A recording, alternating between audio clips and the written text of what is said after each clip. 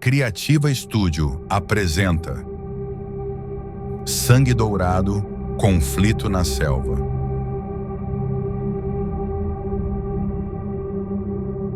Baseado em uma história real.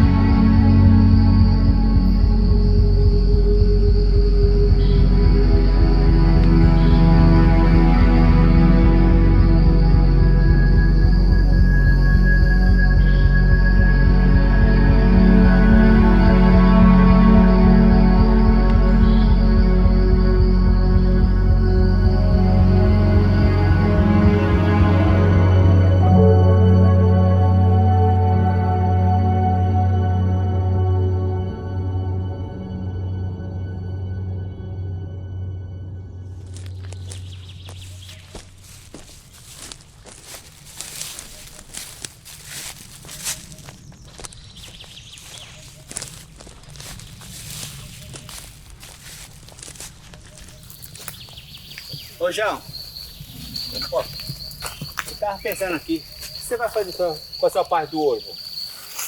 Eu vou comprar umas fazendas, colocar uns boi, cheio de gado.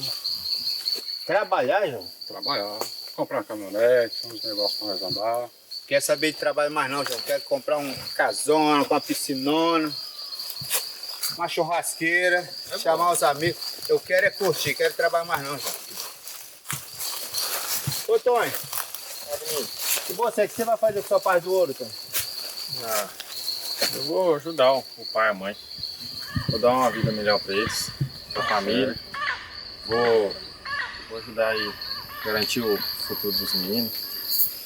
E tem mais um vindo por aí, né? O tanto de menino que você faz, você tem que ganhar ouro mesmo, João. Vamos achar esse ouro, João. Tem que trabalhar. Vamos achar esse ouro, João.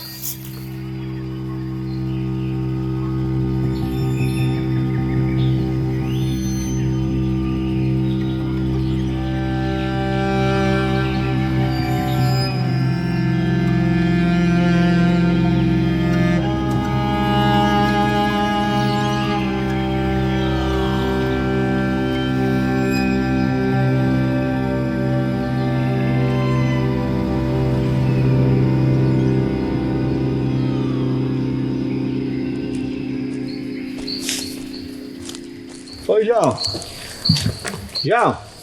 e esse lugar que não chega nunca, João? Pois é, rapaz. Já estamos há dias, já que estamos andando nessa mata. Nem sinal do lugar. Esse lugar não chega nunca. E pra completar, nossa comida já está quase acabando. Fala isso não, João. Tá difícil. Oi, gente. Lembra nas reunião quando a gente tava falando? Eu disse que ia ser um lugar difícil de chegar. E demora. Mas hoje nós já andou bastante. Vamos arrumar as coisas por aí. Vamos descansar. Amanhã com mais energia nós Que bom. continua. Que bom que já tô cansado. Vou dar uma descansada, porque amanhã nós vamos estar revigorados. Então vamos embora.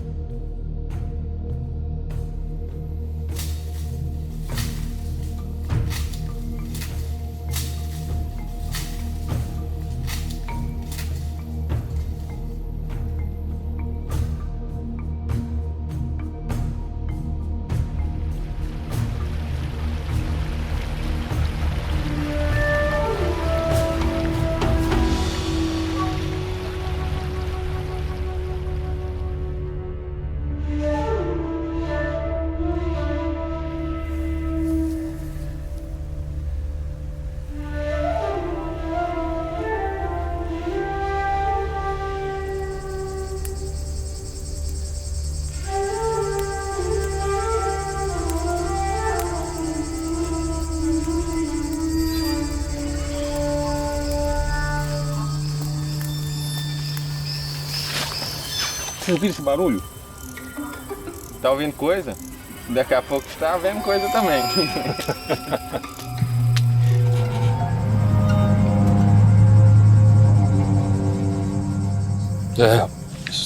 Uma hora dessa minha mulher deve estar preparando a janta para os meus meninos em casa.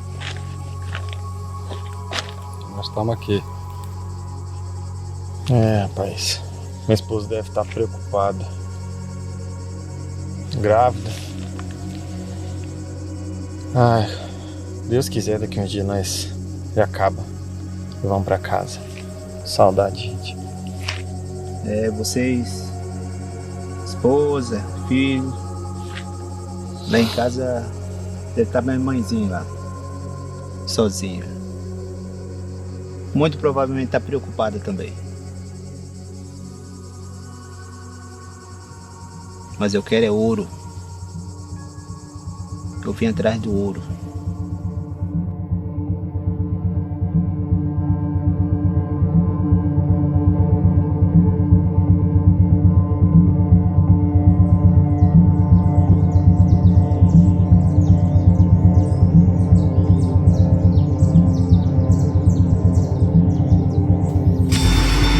Um café. Tá pronto já.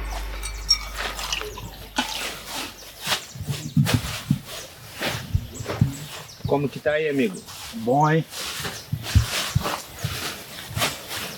Pessoal, nós vamos ter que ir na cidade comprar umas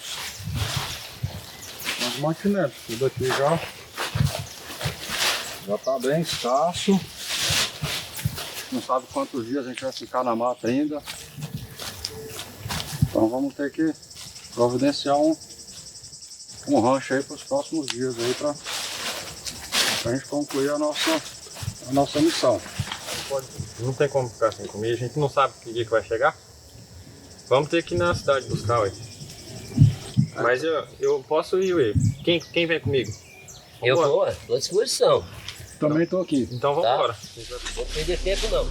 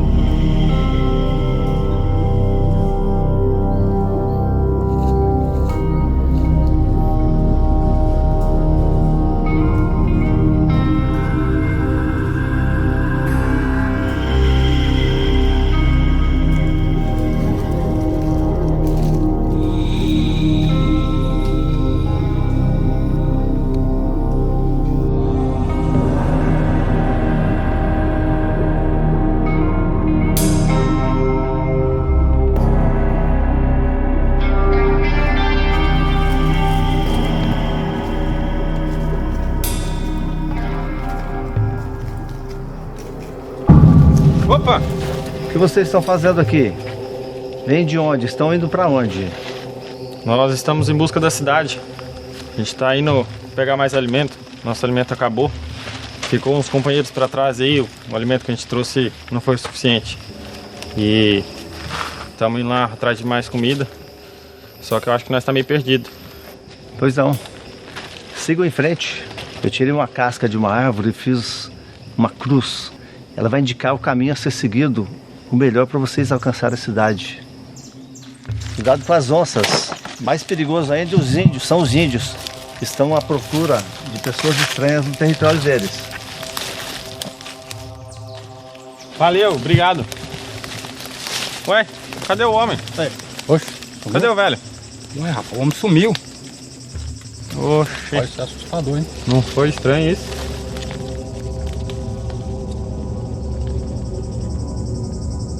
Somente confie.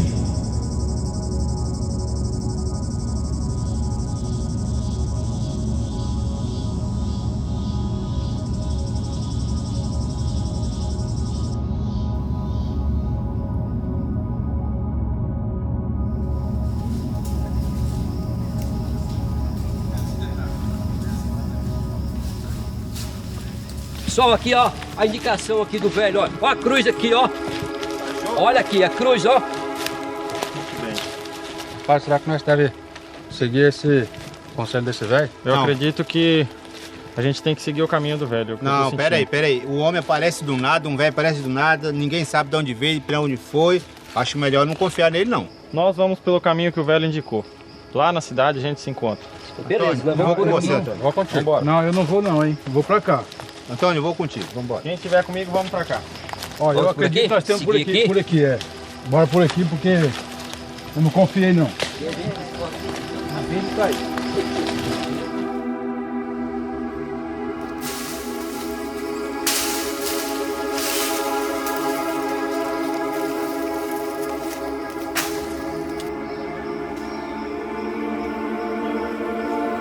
Os caras são loucos, como é que os caras seguem um caminho e confiar em alguém que encontrou no mato de qualquer jeito? Rapaz, eu não sei o que esses caras estão pensando não, rapaz. Pois é, Não, vamos seguir por aqui que aqui é o caminho certo. Veja, vou tá por até aí. aberto, ó. É, nós temos que seguir o caminho correto.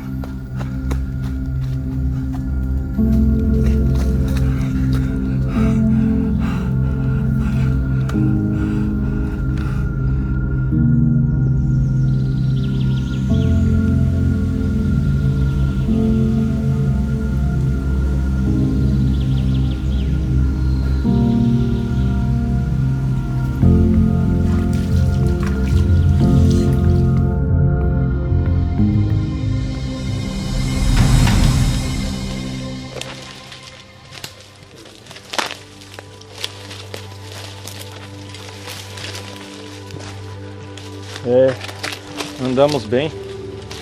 Eu acho que falta pouco.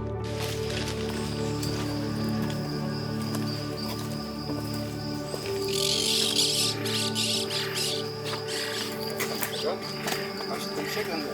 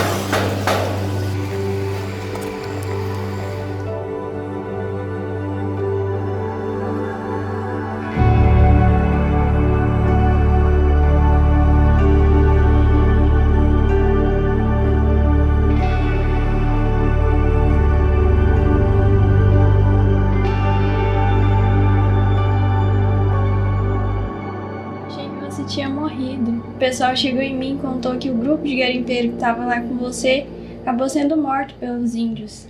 O velho, ele falou pra mim ir por um caminho E eu decidi por aquele que eu senti no meu coração, que eu tinha que vir por aquele caminho. E o pessoal não quis, eles não escutaram ele, eles não confiaram. E eu vim, a gente simplesmente se dividiu. Como isso aconteceu?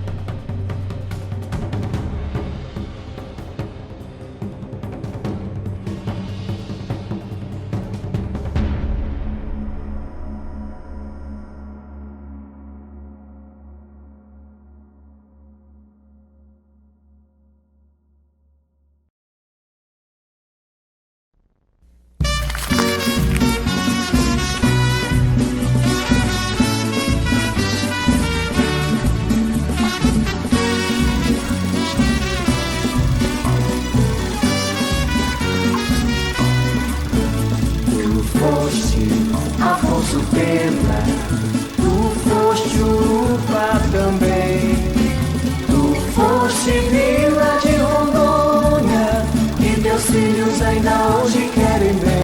Olá! Sejam bem-vindos ao documentário Ji-Paraná, no olhar da nossa gente. Uma obra que tem origem no mais recôndito esconderijo da alma ji-paranaense, construído, no entanto, por uma sociedade composta por gente de todos os cantos do Brasil e do mundo. Ao longo dos anos, toda essa diversidade contribuiu para tornar nossa cidade ainda mais exuberante.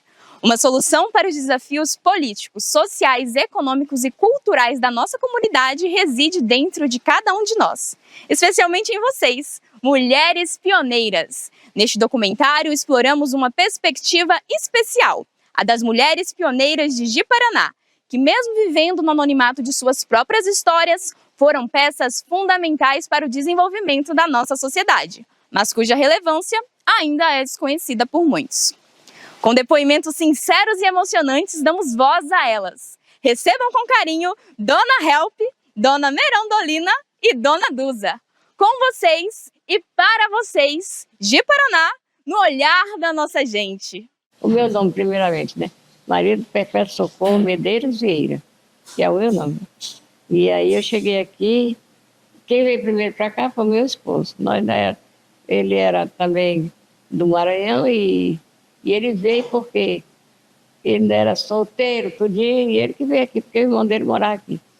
Eu cheguei aqui em 1954. Eu cheguei aqui,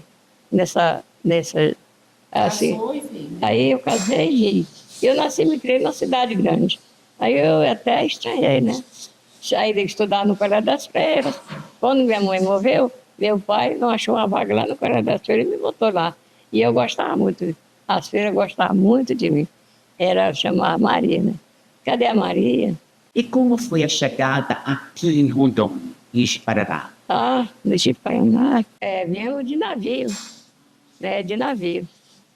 Até a gente passou no Maitá, esses lugares por aí tudinho. Porque eles roubaram todas as minhas coisas. O meu enxoval todo lindo, lindo, lindo. Minha irmã fez tudo assim, para valer isso.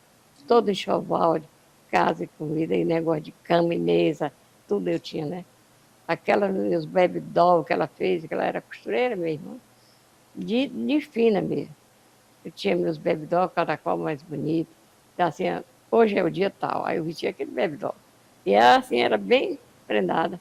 E lá no Colégio da Freiras eu aprendi a fazer tudo, né? Tudo. E ela me amava. Assim, quando tinha reunião, se eu não estivesse na reunião, não estava faltando alguma peça ali, alguma pessoa. Fundamental que era eu. E aí depois de todo esse percurso, chegou aqui? Cheguei aqui. E aí, como é que foi? Quando eu cheguei aqui em Rondônia, primeiro eu morei muito tempo em Boa Vista, justamente. A gente, quando chegou, fomos para lá, né? Lugar bonito. Seringal, lugar muito bonito, muito farto. E eu amava aquele lugar. Achei estranho o negócio de muita mata, muitas coisas. Assim, tinha 9 pés de manga assim. Assim, parece que foi plantado. A natureza. De natureza, assim, tudinho. Aqueles pés. Moravam vários seringueiros. Aí fizeram Eles aqueles chamavam plantinhos. lá de colocação, né? É. Aí uma família era minha mãe e meu pai, e as outras famílias. É desse jeito. Mas era lindo ali. E eu gostava muito, assim, achava muito bonito. A fartura era muito. Assim, um lugar farto, não faltava nada. Era. Aí a senhora foi fazer o quê? A senhora fazia o quê? E seu esposo fazia o quê? Ele trabalhava no escritório, né? Essas coisas, tudinho. Desde Boa Vista mesmo. Contabilidade de borracha. Contabilidade. E ele era seringueiro, ele foi seringueiro. Ele era dono do peso da borracha. E ele trabalhava assim. Assim, era uma pessoa muito alegre, divertida, todo mundo gostava dele. E ele era tipo ele era tipo um doutor. Todo mundo, quando ele adoecia, o pessoal chama o seu Sabá aqui para ficar o sono. Lá o pessoal foi. Seu Sabá, você pode ir lá em casa? Minha mulher está doente e tal. E ele entendia muito de farmácia, de medicação. Porque ele veio muito jovem, né? Naquele tempo, mata. Então, eles tiveram que aprender as questões de sobrevivência, né? E aí meu pai aprendeu a aplicar injeção, essa coisa toda, então ele ajudava muitas pessoas aqui. Daí, quando eles vieram para cá, exatamente, que ainda nem era de Paraná, Rondônia, nada, né? Era Vila de Rondônia. Ele trabalhava no escritório que fazia contabilidade da borracha. Ainda até com o finado Edgar Franco. Né? E depois ele trabalhou no Café Urupá, com o moço lá da Condor, que eu esqueço o nome dele. E depois ele foi para o resto da vida com o finado Zé Antônio. Trabalhou muitos E anos. minha mãe era dona de casa, mas lá no Seringal, só voltando um pouquinho, lá no Seringal, ela cozinhava para os peões lá. Ela teve que se virar para ajudar ele, né? E quando ele voltou, a gente devia a Deus e o mundo, né? Muita conta para pagar. Eu trabalhei muito para criar meus filhos, ajudar o marido que fosse. Hoje em dia eu só quero sossego, né? O meu filho, que mora nos Estados Unidos, eles que fizeram essa casa para mim. Eu não estava nem sabendo. Isso aqui foi um presente que ele me deu. Eu passava aqui, minha casa é mais lá embaixo, passava aqui, e aquela casa bonita, meu Deus, que casa bonita. Depois que eu vim saber, já no dia da mudança, bem dizer, né? Dona Help, e como que a senhora compara, por exemplo, assim, a Vila de Rondônia e de Paraná agora? Agora cresceu muito aqui, né? Cresceu bem, Vila de Rondônia. Hoje em dia a gente está num progresso muito bom aqui, né? E é isso, a gente compara muito bem, assim. Então, aqui morou muita gente. A senhora sempre morou aqui nessa rua? Sempre morei. E é a rua principal. Primeira rua da cidade. Primeira rua da cidade. É a rua Tenente Brasil Centro. Aqui. Minha mãe, assim, da época daquele mercado, né? O mercado onde é o teatro. Justamente, ali. Daí ela lavava roupa ali na beira do rio, assim. Tem essa memória, né, eu mãe? Eu nunca fui, assim, extravagante. Lá descia com a moça para lavar roupa. Meu marido fez aquele degrau tudinho em 2 corrimões para descer, né? Quando a roupa estava tudo lavado, aí eu gritava de lá, faça o favor de pegar as roupas. Aí ele ia com outro rapaz, com outra mulher lá. Aí eu digo, estender essa roupa branco com branco, do lado dessa vez. Ele seguia tudinho. Bom, vou agora, você sabe. O que você quer? Não, se você quiser me ajudar, tudo bem. Se não, pode cuidar da sua vida, que eu vou cuidar aqui. Ajeitava tudinho lá. Ele fazia tudo direitinho. Aí quando ele adoeceu, foi muito ruim, né? Porque foi a época que minhas filhas tiveram sarampo, e minhas 3 filhas, que tem 3 filhas falecidas. A senhora chegou a tomar banho, a pescar no Rio Machado? Cheguei, sim. Tudo isso, assim. Meu marido gostava muito de pescaria. Quando ele ia pescar, ele dizia assim, faz logo uma coivara aí, e aí, para você, para assar o peixe, que eu hoje vou trazer muito peixe. Chegava lá, era tinha frango, tinha tudo preparado. Aí agora vamos fazer a caldeirada do peixe, vamos embora. Então vamos fazer logo essa caldeirada do peixe, que é bem melhor. Aí ele gostava muito assim, era uma pessoa muito divertida. Ele não tinha, e ele cantava muito bem, ele gostava muito do Nelson Gonçalves. Ele tocava, cantava muito bem, igual o Nelson Gonçalves. Aí cantava boemia. Gostava demais. Ele era uma pessoa muito alegre, gostava de cantar, de tocar. Gostava de carnaval. Gostava de carnaval. A senhora dançava, ia pro carnaval? Muito bem, dançava mais dele, dançava com todos os amigos dele, ele dançava com as amigas da gente, tudo. Era assim muito divertido. Eu acho assim que a pessoa tem que ter, a primeira coisa é crer em Deus, né? Ser firme na sua fé e sempre fazer as coisas assim, bem positivas, e ver que a pessoa está dando uma lição de vida para a pessoa.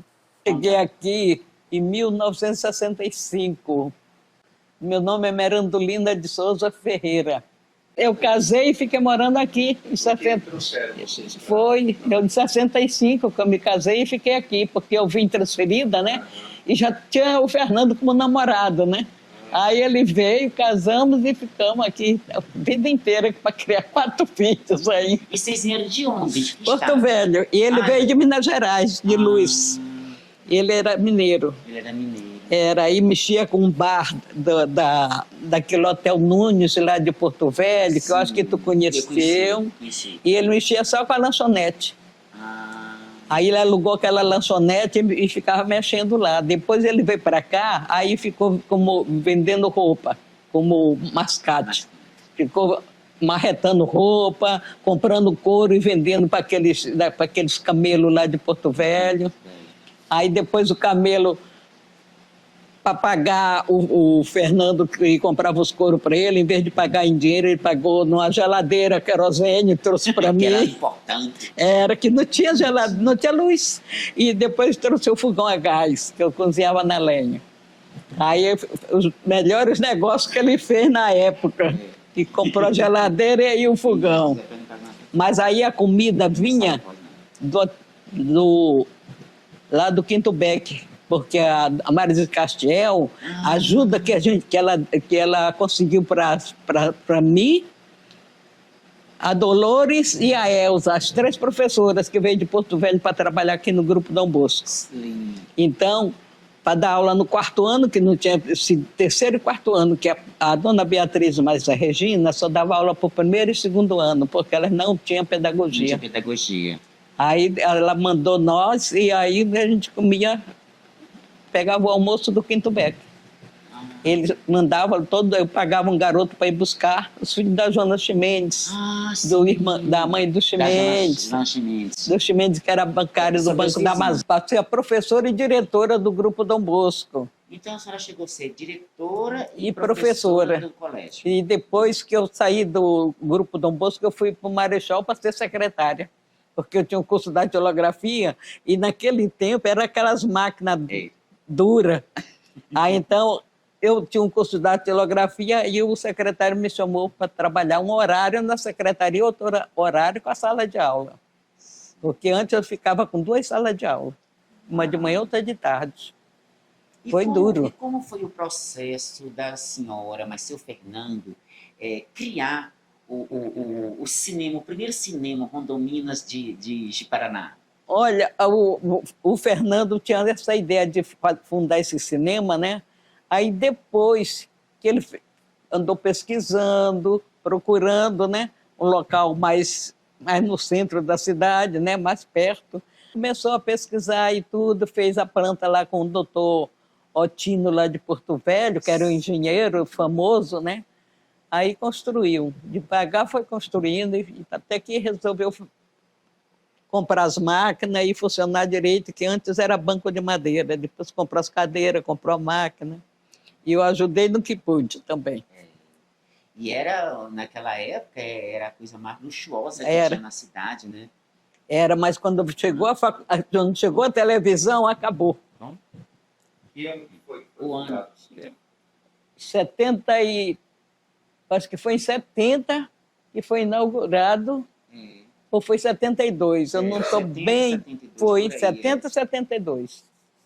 E ele tinha aquele cuidado, né, de fazer os horários tudo certinho. E aí teve uma época que ele comprou um motor próprio para o Foi, cinema, né? foi. A senhora podia falar sobre isso? Comprou o motor do Jotão. O Jotão que vendeu o motor para o Fernando. Aí depois o Fernando vendeu. Que era para atender exclusivamente o cinema, né? Só para o cinema, porque não tinha luz. Foi tudo difícil no início. Depois que veio luz, depois a água. E graças a Deus que devagar a gente foi normalizando a situação. Até 90, não foi? Até 90. Quando chegou a televisão que fechou. Que o pessoal só ficava na televisão, não ia mais no cinema. E eu ia buscar filme de ônibus lá em Porto Velho, com a Menta dos Rés, que é a irmã dos Rés, do João e do Tião. Pegar a fita lá em Porto Velho para trazer alugada. E era 3 dias para ficar aqui, 3, 4 dias. Não deu renda, a gente tinha que tirar do bolso para pagar o aluguel. Olha, o que dava mais renda na época eram os filmes dos Trapalhões, do Barnabé, e tinha aquele outro da Mazzaropi e da Vida de Cristo, a Semana Santa. Eu assisti muito lá. Mas lá sempre dava uma renda muito boa. Eram os filmes que deu mais renda. Do Mazzaropi, então, o pessoal gostava demais. E quando o Fernando não podia ir, que ele estava doente, que ele teve mais 6 malárias. Ele teve malária demais. E ele ficava em casa, eu ia buscar os filmes, para o cinema não ficar fechado. E era uma correria. E a senhora deu aula durante quanto tempo? 32 anos. Aposentou como professora? Comecei com 18, parei com 50. Aposentei como professora federal, de nível médio.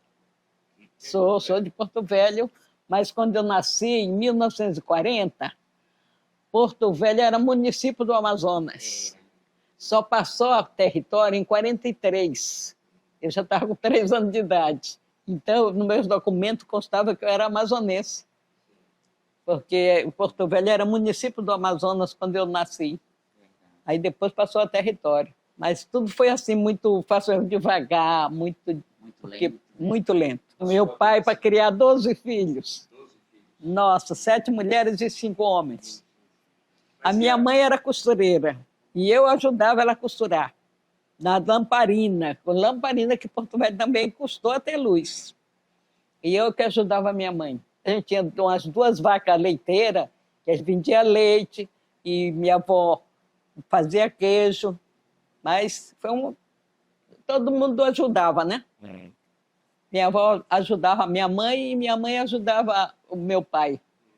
Aí, graças a Deus, que a união deu para criar 12 filhos. Não, eu jogava dominó com o Fernando, com o Guido, e a gente sempre dava risada quando um ganhava, que o outro perdia. Foi os momentos mais alegres que a gente teve no fim da vida dele, que ele já estava doente, na cadeira de roda, né? Mas a gente ficava jogando e disputando as partidas, né? Para ver quem era o campeão.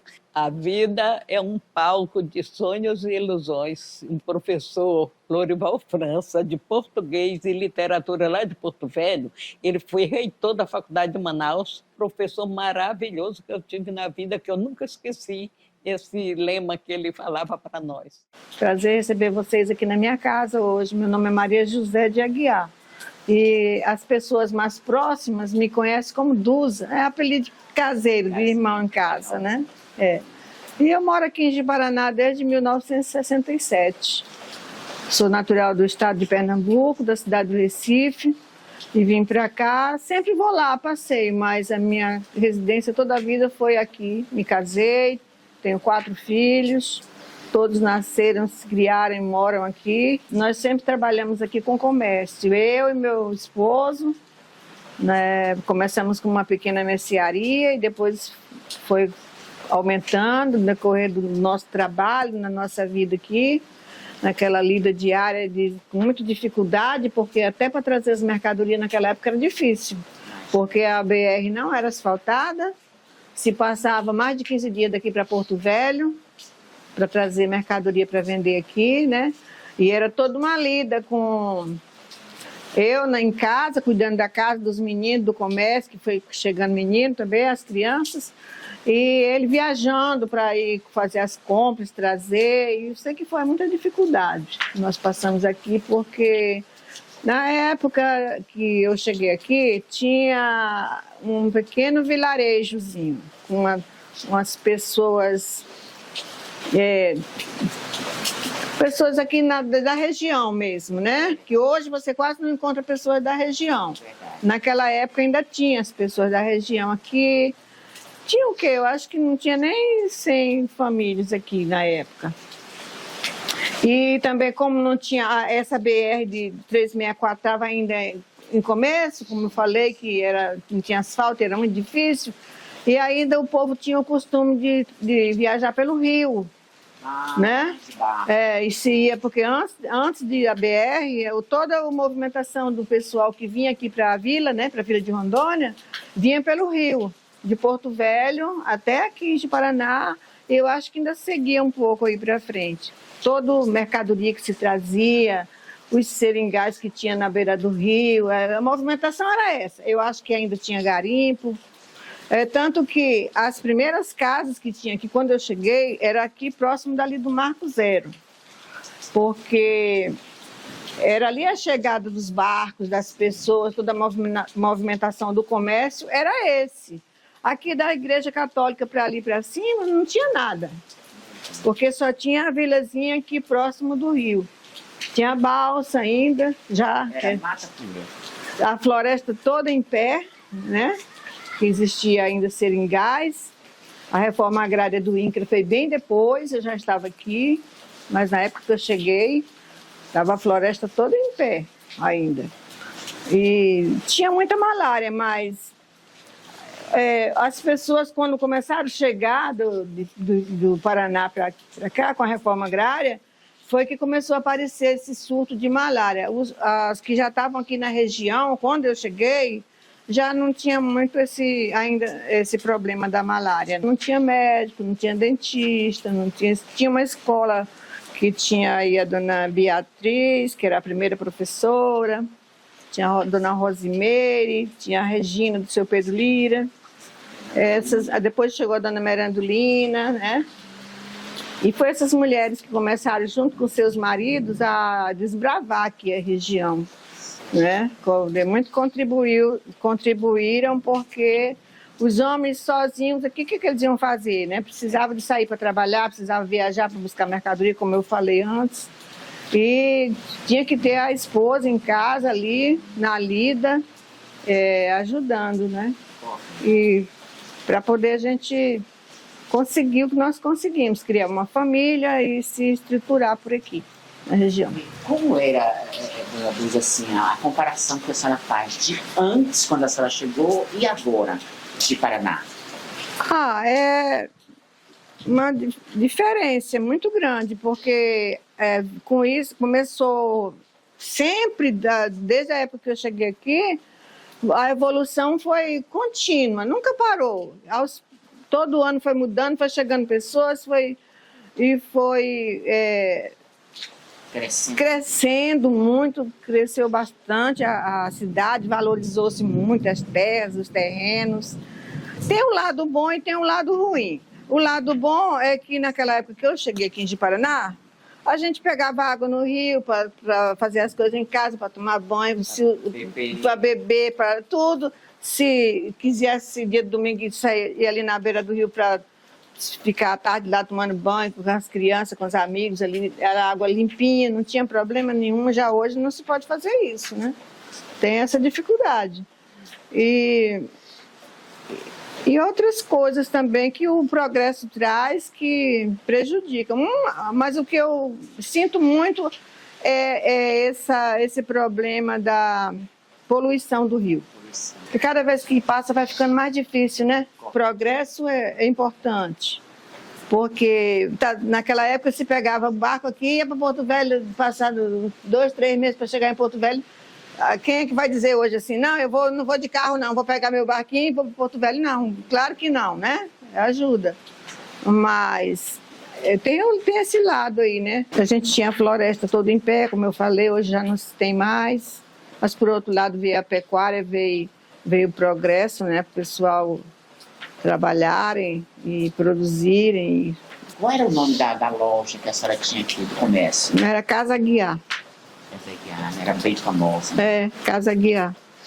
Acho que muita gente comprou lá. A Casa Aguiar ficou aberta até acho que 1996. Muitos anos. Depois meu marido faleceu, depois houve a necessidade de a gente encerrar a firma. Os meninos cresceram, mas os interesses foram outros, foram estudando, mas ainda tem um que trabalha com comércio de construção, aqui onde era a casa antigamente, né? Só teve um que é comerciante, os outros não. Cada um tem um dom, né? Tudo que a gente enfrentou aqui durante esse tempo todinho foi com lutas, com muitas lutas, mas graças a Deus a gente está vencendo, né?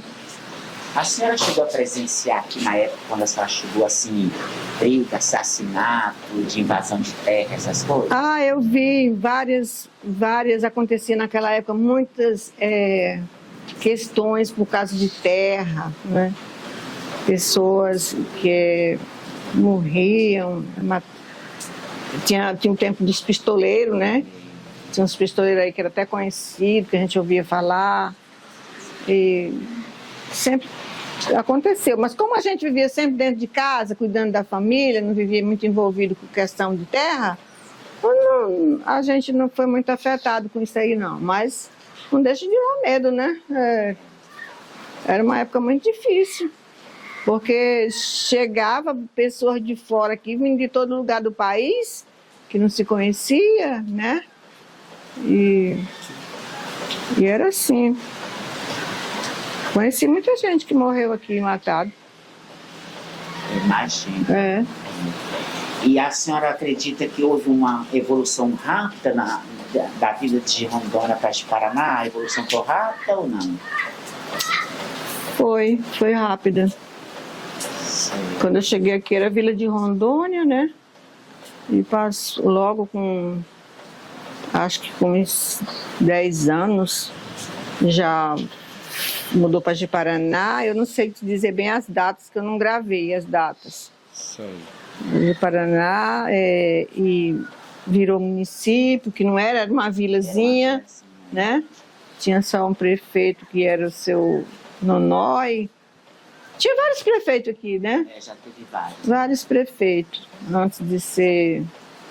Quando eu cheguei aqui mesmo, era o seu Alvarenga, que era prefeito aqui. Era administrador.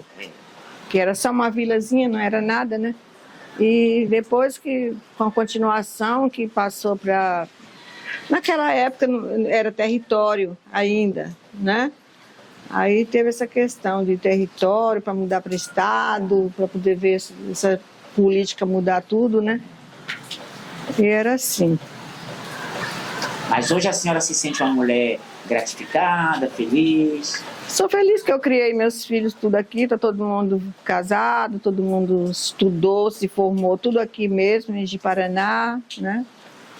E trabalhando honestamente. Graças a Deus, a juventude de hoje... A juventude... Hoje eles estão encontrando praticamente tudo pronto, né? Eu acho que a juventude de hoje, eu acho que eles até valorizam bastante essa questão de natureza, né? De conviver com a natureza, principalmente aqui na nossa região, porque é uma região mais rural, né? Então, as crianças, a maioria dos pais tem sítio, tem fazenda, e já são criadas assim meio que nesse ambiente. Não é igual um grande centro que as crianças vão no supermercado e acham que aquilo é feito nas fábricas. Verdura, ovos, tudo vem das fábricas, né? Aqui não, as crianças eu acho que já têm mais uma noção de que isso aí já é da terra, é produzido na terra, né? Os rios, as águas, que isso é para eles futuramente, né? Nós vamos passando e as outras gerações que vão chegando precisam de ter esses bens preservados, né? O que mais me deixou feliz aqui Foi muita coisa me deixou feliz, porque passa as dificuldades, mas a gente gosta do local que a gente mora, porque a gente viveu ali, né? Naquele local, conhece as pessoas, tudo. Foi de a gente morar aqui, nesse local aqui, toda com a minha família, meus pais, meus irmãos, todo mundo aqui reunido, toda a vida, todo mundo próximo. Acho que o que mais me deixou feliz foi isso, né? A minha convivência familiar, minha convivência na igreja. Eu tenho uma caminhada também na igreja católica aqui próximo. Conheci desde o primeiro padre até agora, eu conheço os padres que vão chegando e me realizei bastante com isso. Teve aqui tantos ciclos da borracha, dos garimpos, depois do ouro, depois veio das terras, das fazendas, né? Isso aí a gente não domina, né, para falar, né? Porque principalmente as mulheres da minha época, que poucas mulheres trabalhavam fora, né? Eu trabalhei um pouco no comércio, mas a maior parte era dentro de casa, né? E outras eram professora no máximo, professora. Morei sempre aqui em Ji-Paraná, toda minha fase de estudo foi tudo aqui, meu período escolar, 1º grau, 2º grau e 3º grau, foi tudo aqui em Ji-Paraná e criei minha família toda aqui, graças a Deus. Tenho muitos amigos, muitas amizades. E estamos aqui, na graça de Deus, até quando Ele permitir.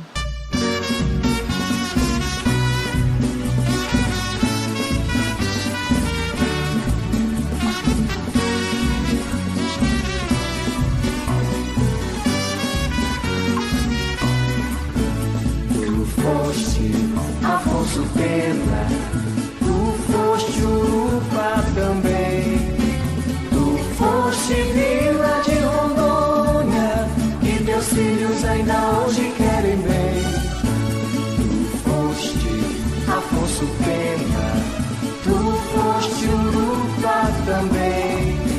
Tu foste Vila de Rondônia, e teus filhos ainda hoje querem bem.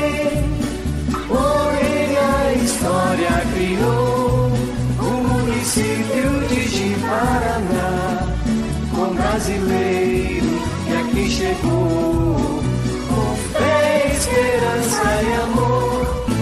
Avante, Ji-Paranaense, lutemos com destemor, educando nossa juventude e trabalhando com toda a dor.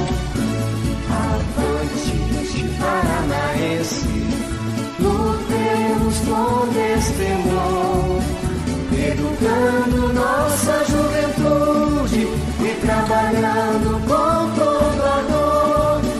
Tuas terras, teus rios, e o povo ajudará a dar a pátria o pujante município, que é o nosso Ji-Paraná.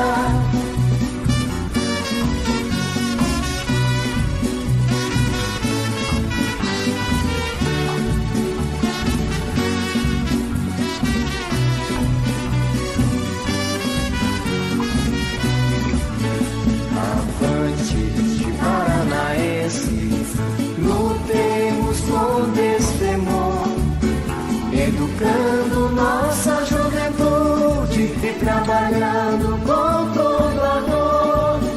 Tuas terras, teus rios, e o povo ajudará a dar a pátria o pujante município, que é o nosso Ji-Paraná.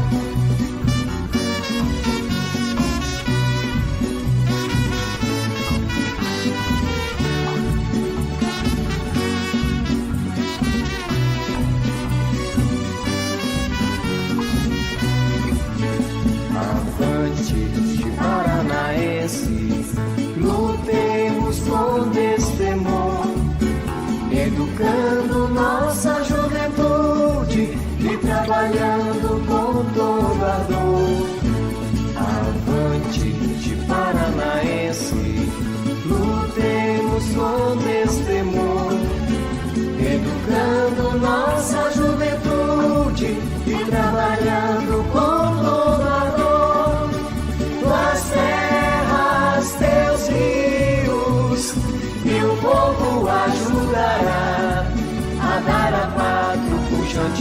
município, que é o nosso Ji-Paraná.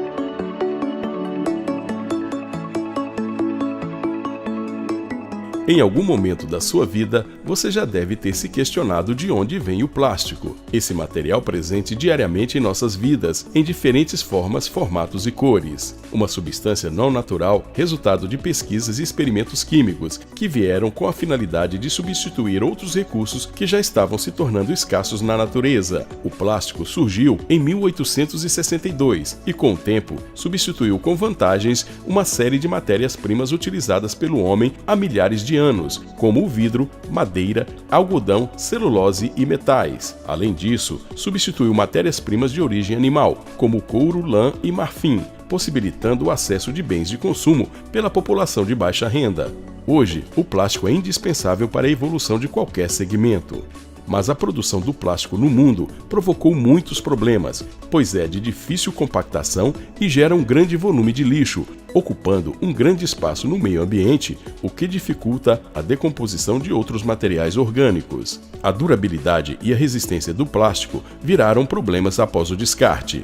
Como o plástico é à prova de fungos e bactérias, sua degradação é extremamente lenta, podendo demorar mais de 400 anos. Além disso, o plástico nos oceanos se fragmenta em pequenas partículas plásticas, o que chamamos de microplásticos, que acabam prejudicando a vida marinha. Para minimizar os problemas de descarte dos plásticos, é que as cidades no mundo optaram pela reciclagem.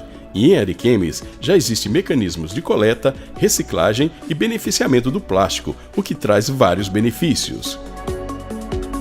Aqui nós estamos num barracão de reciclagem, uma empresa que trabalha junto com os catadores. Para cá vem o material da coleta seletiva do município de Ariquemes. Material coletado nos setores 1 até o 7 e condomínios. E vem para cá com bastante material plástico e papelão, né? São os recicláveis. Então, de 250 mil quilos, apenas uma fração nós reciclamos hoje, menos de 10% nós reciclamos. Tudo acaba indo para o aterro sanitário, tendo custo para o município e sendo aterrado sem reaproveitamento. Os múltiplos benefícios que a reciclagem traz. O primeiro é ecológico. Isso aqui vai deixar de poluir a natureza, de contaminar os rios, enfim. O segundo é econômico. A reciclagem gera empresas, gera empregos, movimenta a economia, faz circular a grana. E o terceiro, você viu aqui filmando, emprega, gera emprego, é social. Muita gente vive de maneira digna a partir da reciclagem.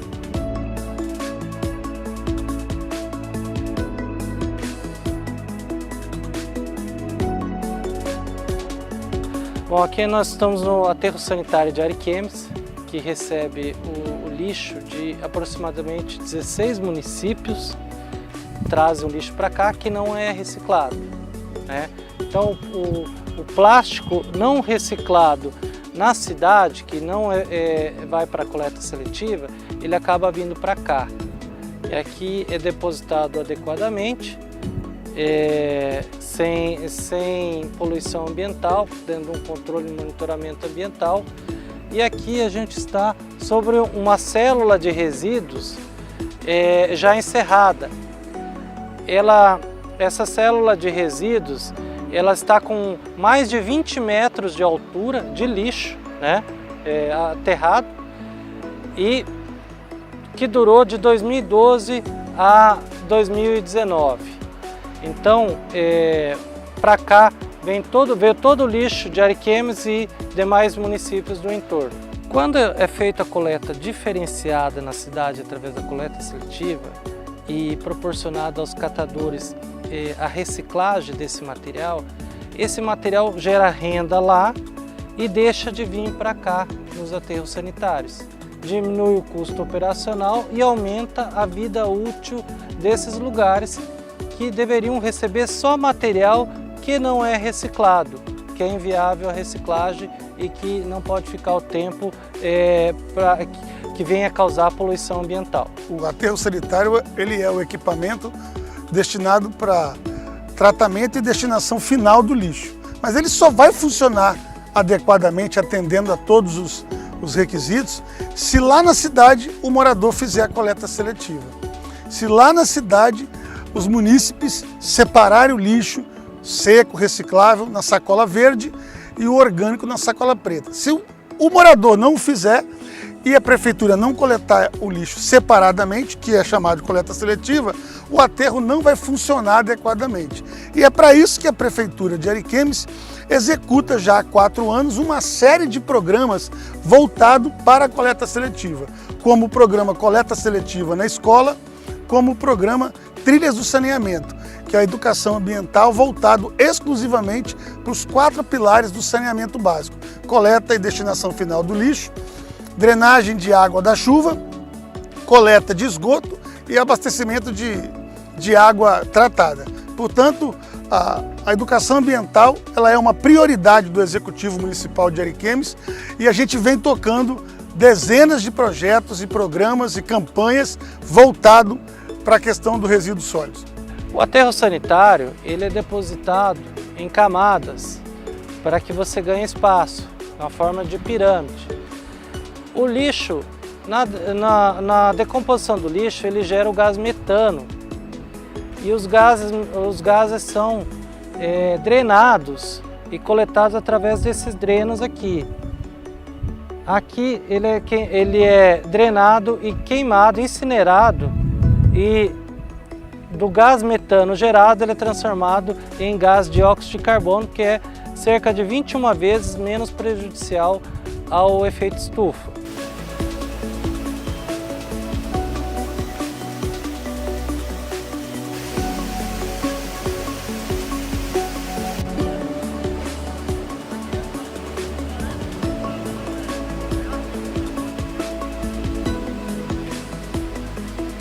Nosso processo ele começa basicamente com a chegada do material já pré-triado, feita uma pré-triagem dele no fornecedor, separando os materiais para nós por tipo de materiais dentro dos materiais que a gente usa, que é basicamente polietileno. E dentre esses materiais plásticos que já vêm para nós enfardados e pré-triados, a gente faz uma nova triagem, onde a gente vai conseguir separar e dar uma melhor destinação para os materiais, separando por cor e por nível de limpeza. Nessa nova triagem, ali a gente já faz mais ou menos a divisão para a destinação final, elaborando as embalagens que a gente vai fabricar com aquele material. Nisso é feito um processo de lavação, que a gente chama de lavação, onde o plástico é todo moído, lavado e secado para poder iniciar um processo mais industrial nele, onde a gente vai continuar, após essa lavação, fazendo uma aglutinação, que é retirada dessa micro-umidade que sobra no material, fazendo uma farinha dele. E essa farinha, ela vai para outra máquina onde a gente faz a filtragem mais sensível do material, mais precisa, que é a extrusão, que é onde a gente fabrica o grão. E a partir desse momento que o material foi filtrado na extrusão, ele é acomodado em sacos e já está pronto para ser feito a outra parte do processo, que é iniciar o processo da fabricação das embalagens com esse material reciclado.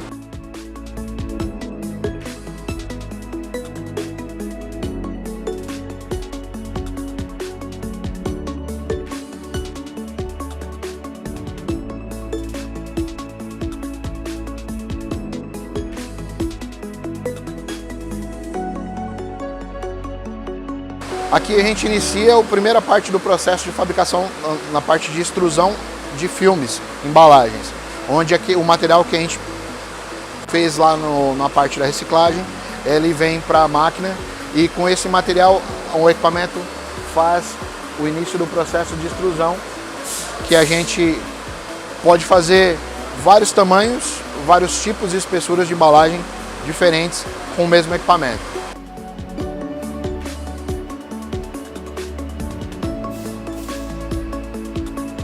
Aqui nós temos um rolo que vai virar mais para frente, depois do próximo processo, umas sacolas. A gente tem mais ou menos esse tamanho, que é um padrão para não ficar nem pesado, nem muito leve, para não ter que ser trocado com muita frequência e nem com pouca frequência demais, para a gente destinar para o próximo equipamento, que é a parte de corte.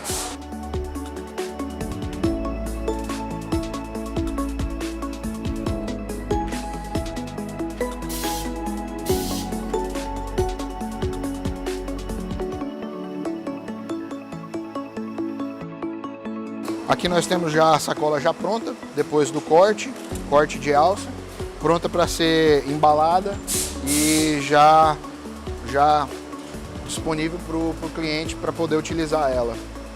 Uma sacola que ela tem uma espessura boa e uma capacidade de carga boa, uma elasticidade boa, gerando mais confiança para o cliente e principalmente para o pessoal que anda de moto, vai carregar um pouco mais uma peça ou alguma coisa mais de peso.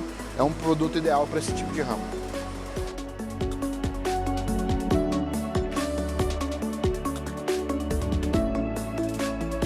Em relação à reciclagem do lixo, especialmente o plástico, a Ariquemes está avançando, sabendo que tem grandes desafios a serem enfrentados, e um deles é a conscientização, que devemos destinar o lixo reciclável nos recipientes adequados e nunca descartá-los na natureza. As futuras gerações irão agradecer muito.